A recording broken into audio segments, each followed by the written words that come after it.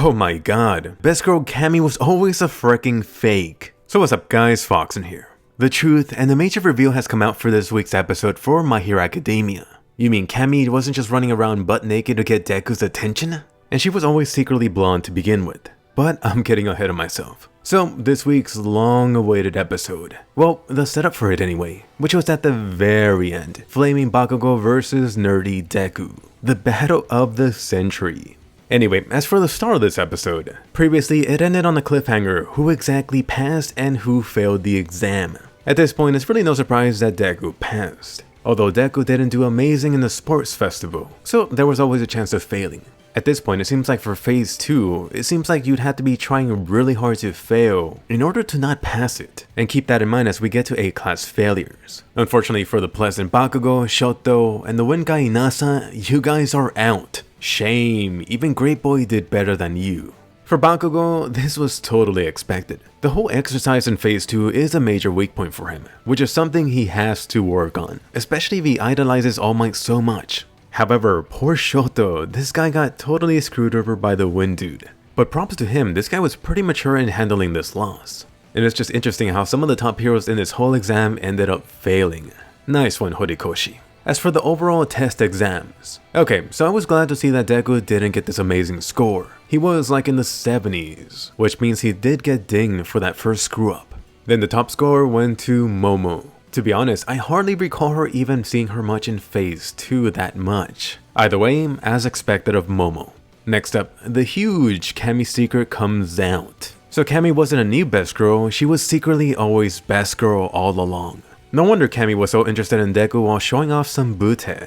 However, for the real CAMIE, she could be 6 feet under at this point, or perhaps acting like a blood cow. Just the thought of that gives me goosebumps. Anyway, seems like the little Miss Blonde Vampire got some of the red Deku juices she wanted. It's all over Deku, Toga can become you. Which is interesting on itself, especially after the thing she mentioned to Ochako. Hey Ochako, you really want to become Deku, don't you? Well, sucks for you, I literally can. And you could really just imagine the couple of things that Toga wants to do while being Deku.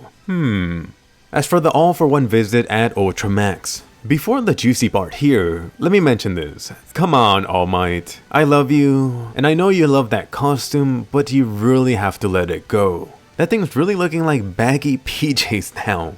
It's not like All for One could see it either. Alright, but back to All for One. I've been thinking for a while that All for One would eventually escape. However, seeing that All Might ruined him even more that second time. Unless All for One could get this miracle healing quirk, it might not even matter that much if he got out. I don't recall the specifics about his quote-unquote immortality, but who cares if you're in this terrible ass state. As for some of the other stuff here, All for One was sure pretty chatty. This guy definitely knows how to press All Might's buttons real well. And about All Might's line about him not dying? Oh my god, that's gonna be a sad day for sure whenever it comes. Unlike Superman, I really doubt All Might will come back.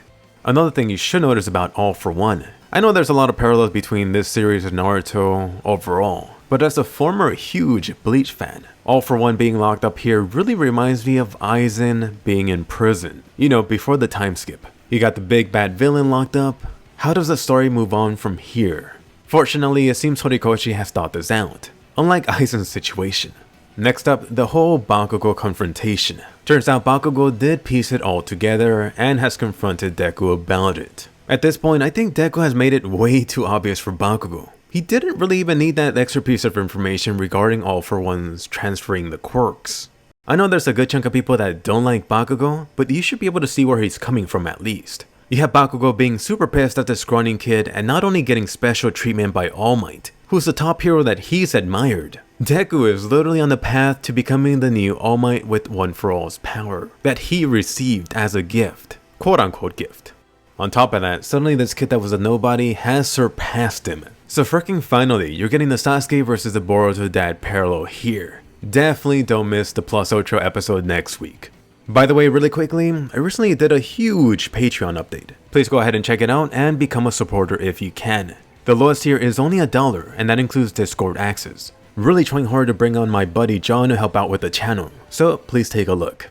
Anyway, more important, let me hear from you now. Question of the day. Did you guess Bakugo and Shoto failing? How do you feel about All for One and All Might's talk? Did it just raise a death flag? Which team are you on? Team Bakugo or Team Deku? It's gonna be such a fun time next weekend. Definitely a Plus Ultra episode. Anyway, definitely be sure to smash that thumbs up and subscribe. If you're new to the channel, I put out 5+ anime videos here every week. For My Hero Academia, that includes the manga and season 3 coverage. Just know that there might be some changes coming soon for the manga stuff, just because a specific Japanese company is abusing the YouTube system. More on that later. So hit that bell notification, subscribe, and I'll see you guys later.